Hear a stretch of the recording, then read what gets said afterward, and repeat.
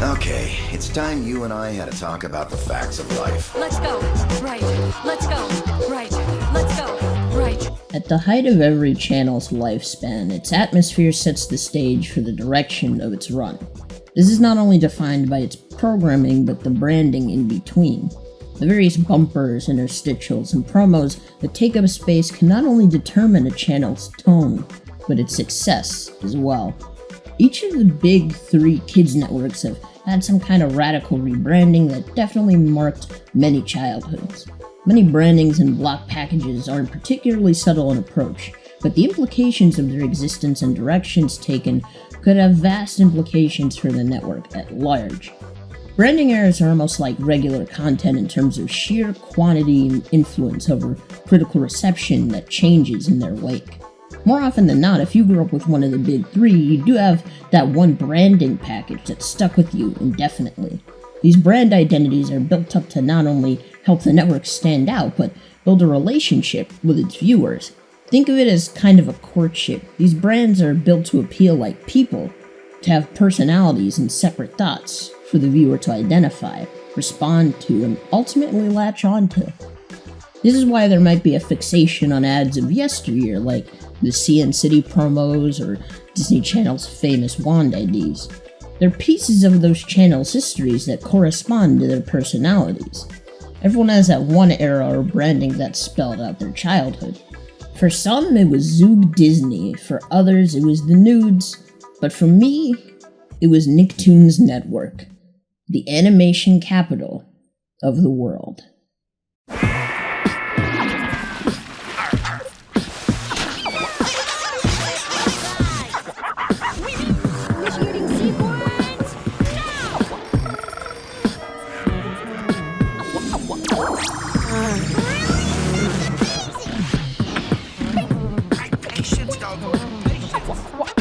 The only network in the world, straight from the Nicktoons studio.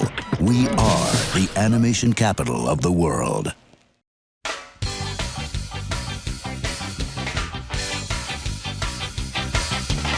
Ever since the mid to late 80s, Nickelodeon has been one of cable's grandmasters of branding and advertising. This was around the time former MTV creative director Fred Seibert, among others, spearheaded the move to retool the channel's image from a soft, out-of-style green vegetable network to the orange bastion of youth that's still well known today. Their identity spoke to a wild, bombastic, identifiable group of kids who weren't afraid to speak their minds. This aesthetic carried over into Nick's premier brand of animated characters, the Nicktoons. Soon after their release, they quickly became the shining stars of the network. Rocking with them throughout the 90s brought the network acclaim and wealth they would have never thought they'd see. This not only changed their financial prospects, but their ideological ones as well. Outwardly, the personality of the network had yet to change. In contrast, its internal atmosphere had rapidly evolved throughout this period. Gone were the days of its quirky, down-to-earth machinations, for the new corporate overrule was sterile and unfun. They still catered to kids and somewhat aimed to do good while doing it, but money was the new endgame. It's Nick Jr., here comes the show now. Nick Jr.'s on video. Get ready, get set, let's go. It's Nick Jr. on video. This is the environment that fostered the beginnings of mass merchandise cartoon franchises like SpongeBob, Dora, and Blue's Clues. For as high quality as these pieces of media were, the vast amounts of product surrounding them were overwhelming, to say the least. For such further expansion to be possible, Nick worked to widen their offerings, and as they had done with preschoolers and adults in the past, they endeavored to do the same for animation fans. Of course, the brand of Nicktoons was a great place to start. Throughout the course of the 90s, the first and only kids network at the time had steadily built up a library of engaging, dynamic, and influential animations created by some of the most talented up-and-coming creators of the time. While there was never a shortage of time that could be afforded to the Nicktoons, there was a desire to give them their own platform. So in 2002, they staked their claim in the annals of animation history with a rousing speech. As you all know, the Nicktoons will soon be charging into battle, becoming a brand new 24-hour network. Some have said that the Nicktoons did not want this fight. Well, that's a bunch of conch shells, mister. The Nicktoons love this thing of battle. And lo, this nation channel was christened as part of the Nickelodeon family, tendered under its original name, Nicktoons TV. Your favorite tunes, Nicktoons TV. We want you! For a while, the network was merely an extension of the Nicktoons block, and to that extent, the network's branding. Even the blocks on other channels seemed to have a bit more of their own DNA than Nicktoons TV. At first they tried to play it cool, they had a large backlog to focus on. While their bumpers did well to communicate that, there just didn't seem like there was much enthusiasm about the project at first. Now a lot of us weren't outside for this era of the network, which might contribute to the scant amount of footage I've dug up, but it also seemed like Nicktoons TV had a very limited slate of bumpers and ads to run on. This was an idea proposing an endless stream of Nickelodeon cartoons in one place, and here on the venue proper, they're not too excited about it. Despite this, it seemed to take a page out of the playbooks of the other Big Two's major programming blocks at the time in terms of content. By October 6, 2003, they had rebranded Full Throttle from Mundane to Madcap Mystical.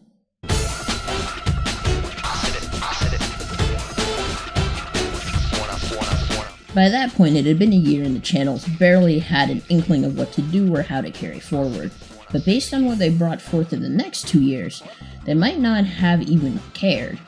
They went balls to the wall diverse with these skits and bumpers. Many quirky ads featuring human characters or multifaceted shorts soon emblazoned the screen. Animated shorts of various types and styles fought with them for airtime in between the action. The slate of original shorts and interstitial segments had arguably started to outweigh the number of Nicktoons themselves.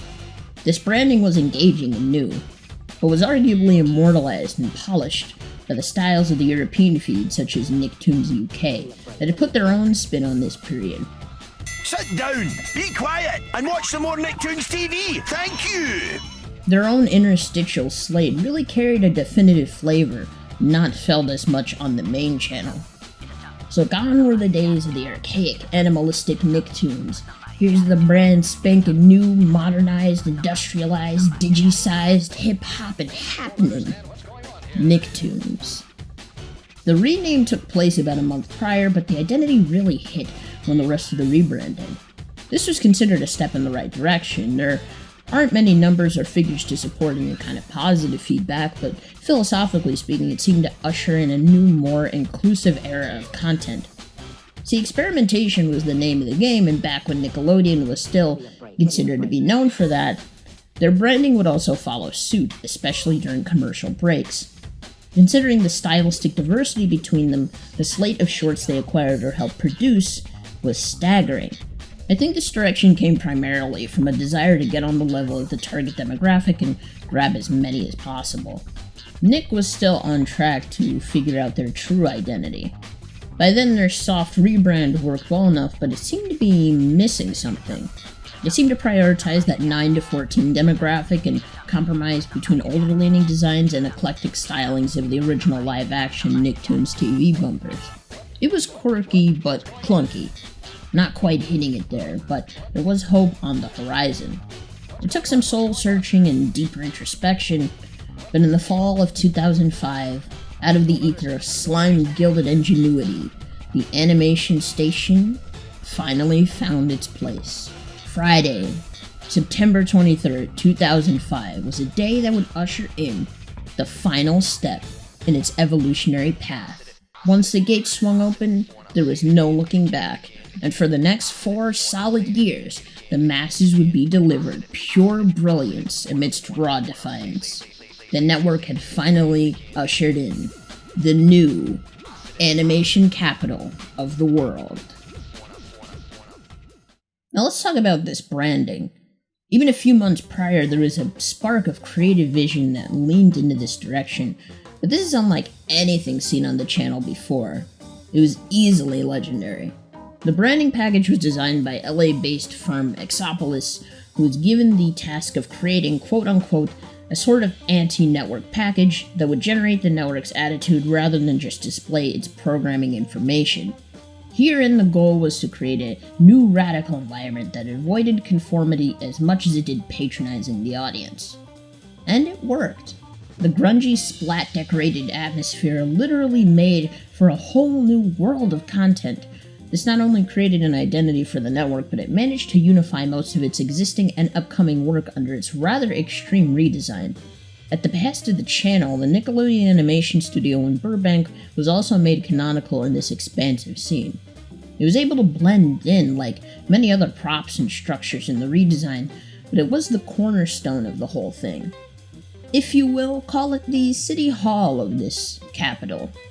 They utilized the studio inside and out in various promos and bumpers to emphasize the heart and soul of the counterculture concept. We'll dive deeper into those later, but for now, we gotta introduce the standard bearers of this city.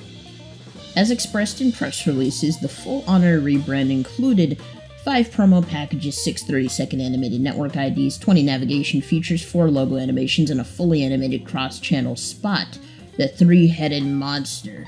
Jim, I've just been told that Nicktoons Network has a programming block on Fridays, Saturdays, and Sundays called the 3-Headed Monster. Are you saying Nicktoons Network has in effect created this monster? The block itself was an indeterminate 5-hour time span where on Fridays, Saturdays, and Sundays, the giant 3-headed monster would screen 4 favorite Nicktoons and premieres. It was, a standard time slot, I guess. But it wasn't really about the new shows, it was about the presentation. As you'd witness the 3-headed monster ravage downtown Burbank, you'd be consumed in the chaos. You didn't even know what this thing was, because even as a kaiju, this thing was out for blood and pain cells. And you felt his wrath. When the 3-headed monster wasn't manning premieres, these mechanized movie hoarders would present a premiere on the network, leaving their cousin to handle the online infrastructure.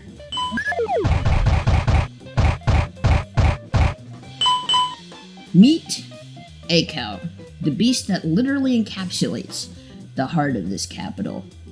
It's what its name stands for. On the old domain, this guy would present you with widgets like the latest schedule, some games, clips, and an FAQ, among other things. His movement arcs were mesmerizingly robotic, but it was more or less the soul of this idea. This, along with the other automatons, would help run the city in the canon, bustling around, putting up new premieres, and maintaining this vast city. Perhaps you'd think they just contribute to the rolling chaos of that design, but I think they allude to a bit more. See, the current rebrand was about moving and shaking in a way less ethereal and abstract manner. The collage effect they went for gave us very tangible elements to associate with the channel, even if we didn't spend as much time learning about each and every little thing. A lot of promo adverts were modeled around things like bombs and splats and graffiti. The camera guys were also part of it, and they sometimes lead you into little vignettes and rooms. I don't think they got enough clout back in the day, but in the network canon, they probably ushered in many a new cartoon. As we've discussed, Nicktoons TV started off hawking their expensive wares worth of numerous animated original programs and a small collection of running interstitials. By the time of the rebrand, they elected to have up to 75% of their content be exclusive to the channel.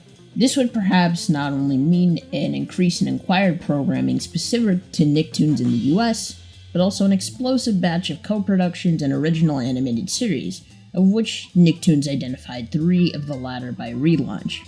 Skyland was an expansive action-adventure epic following a brother-sister duo in a far-off future trying to find their parents. Shuriken School, technically being a Disney co-pro through Jetix, Europe's contribution was an action comedy about kid ninjas in training abroad. The third, arguably the most famous of all Nicktoon originals, was none other than Kappa Mikey. This one, if not for the loads of reviews and retrospectives already given to it, would probably have gotten its own section or video, but today, we'll keep it brief. Kappa Mikey was the mecca of all anime parodies and followed a young American Mikey Simon's misadventures in Japan, working on a Japanese tokusatsu serial and getting into all sorts of mischief. With a slate of 52 episodes and a cast of renowned former 4Kids voiceover artists, the series was unique in design and in humor, which helped it gain peak relevance for the network. I can't tell you what the ratings looked like for this show, but I will tell you that it made many a weeb out of us. The series was the brainchild of Larry Schwartz, the head honcho of the Animation Collective and main conspirator of its vast output throughout the 2000s. The studio had previously supplied Nicktoons with recurring short series such as Leader Dog, Tortellini Western, and Thumb Wrestling Federation. Fortunately, these programs continued to be aired well into the rebrand. In fact, many of the older series and interstitials were carried over. Aside from the general Nicktoons that received a new aesthetic amidst the bumpers, plenty of the acquired content made the leap too. Yakety Yak, Cornel and Bernie, Kaput and Zosky, My Dad the Rockstar, and Martin Mystery all technically made the jump from Nicktoons TV to Nicktoons Network, and all retained a significant chunk of their airtime to boot. Many would go on to become cult staples in the network, even while not being of the same pedigree of the other series. In this era, Edgar and Ellen and Secret Show were made out to be just as important as SpongeBob and Ren and Stimpy. They showed up in bumpers and programming blocks, and their premieres were held with the same anticipation as the others. It really helped reinforce this all-encompassing narrative surrounding animation. The attitude helped reinforce the worldly nature of the industry and kind of cultured the set. Like, I remember even in short bursts, Domo TV being an engaging addition to the original slate. Interestingly enough, there was not as big an influx of shorts coming in as original series. As with the shows, many of the recurring shorts made the jump from Nicktoons TV and arguably made for a better fit there. I didn't even know stuff like the Presentators was native to Nicktoons pre-2005. The humor totally fit, though.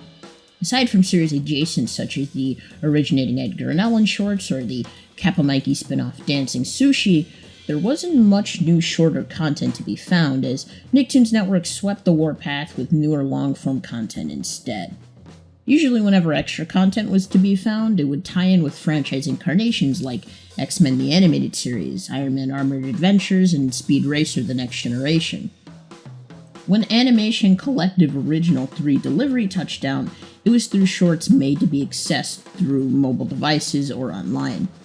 If my research checks out, it will have basically been the first time Nicktoons Network decided to launch a multi-platform franchise. It was a beautifully ambitious tank of a project, but for Nicktoons, it was merely a blip on the radar compared to a project they kick-started, even before christening in their slime-melted mecca. If you think you've made the world's greatest animated short, prove it! Nicktoons Network announces the Nicktoons Network Animation Festival call for entries.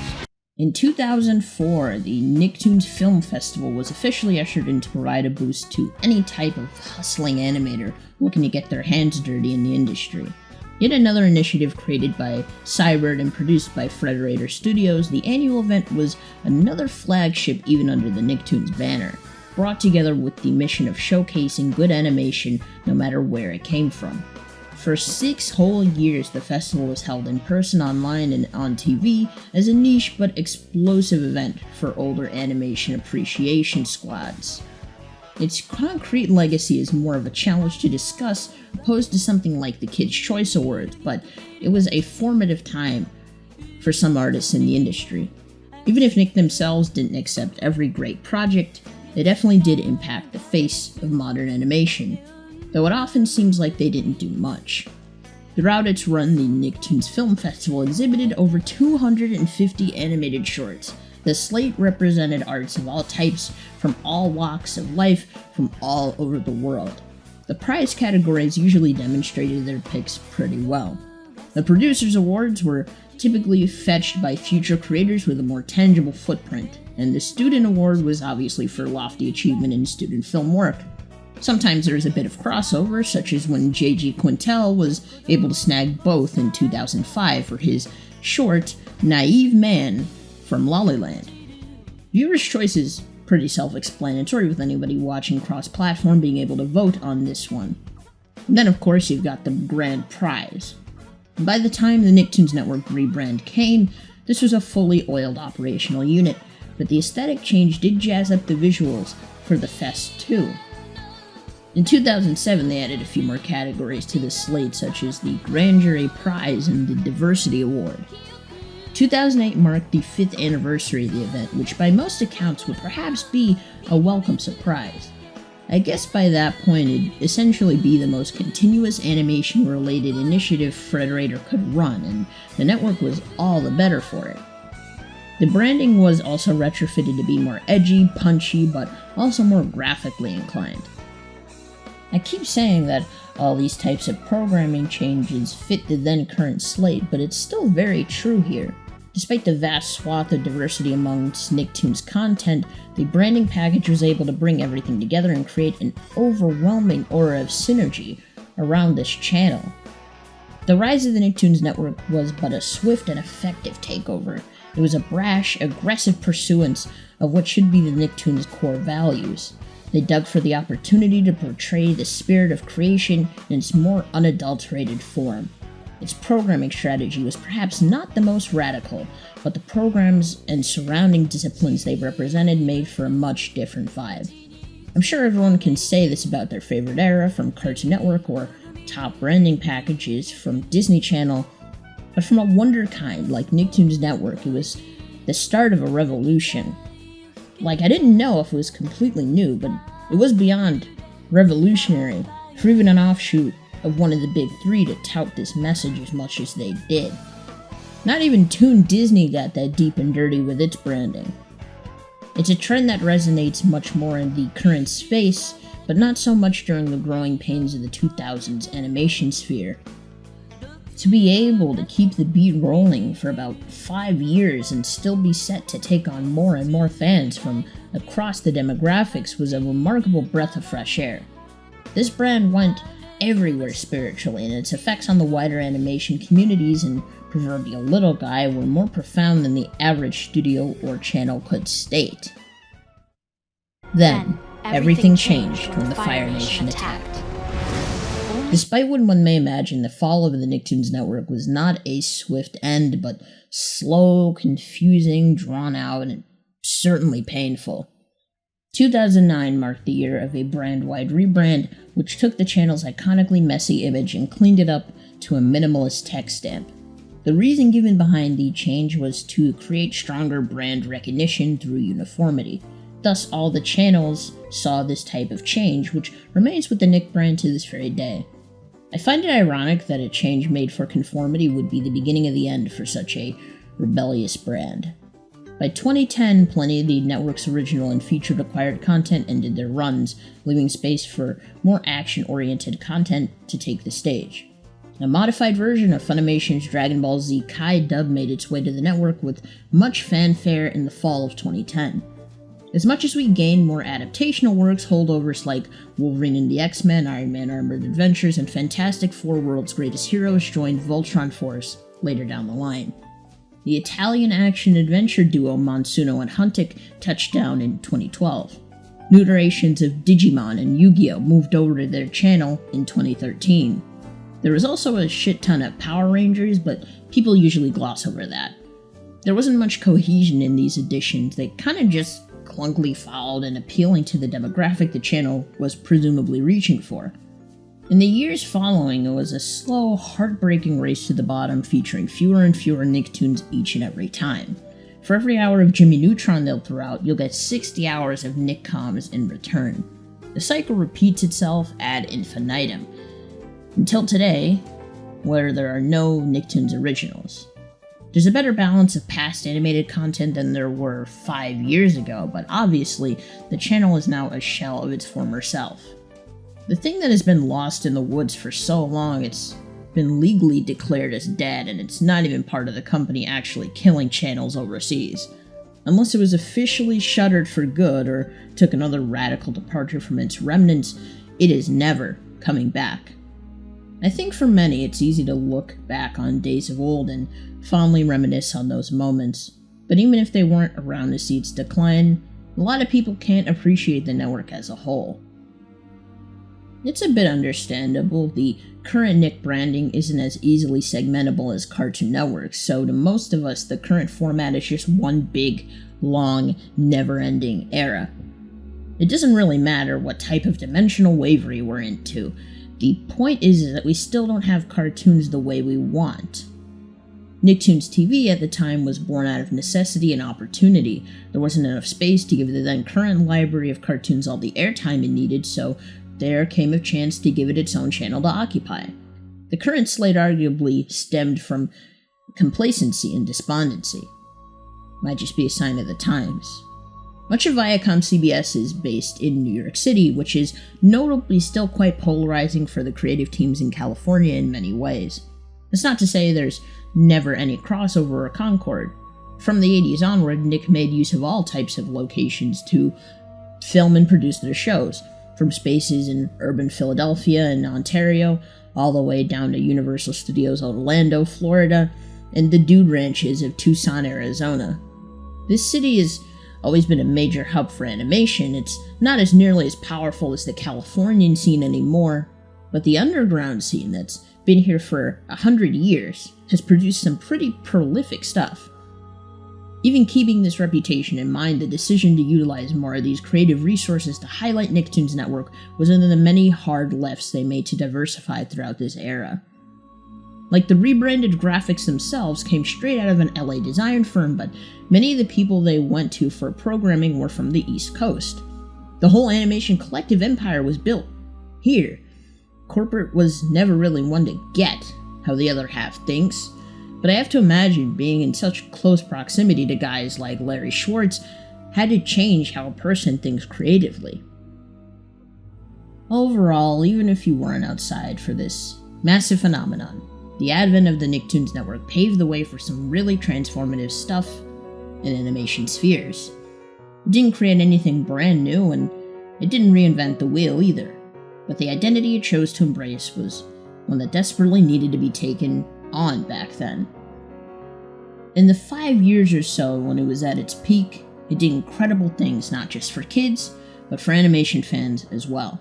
Its design philosophy was literal cutthroat edge, but its message was sincere and 200% legit. While its end was slow and painful, its core essence was dragged down in one fell swoop. The city burnt down, its remnants looted, the outskirts stay long abandoned. But legend continues to whisper on the wind, the saga of the former animation capital of the world.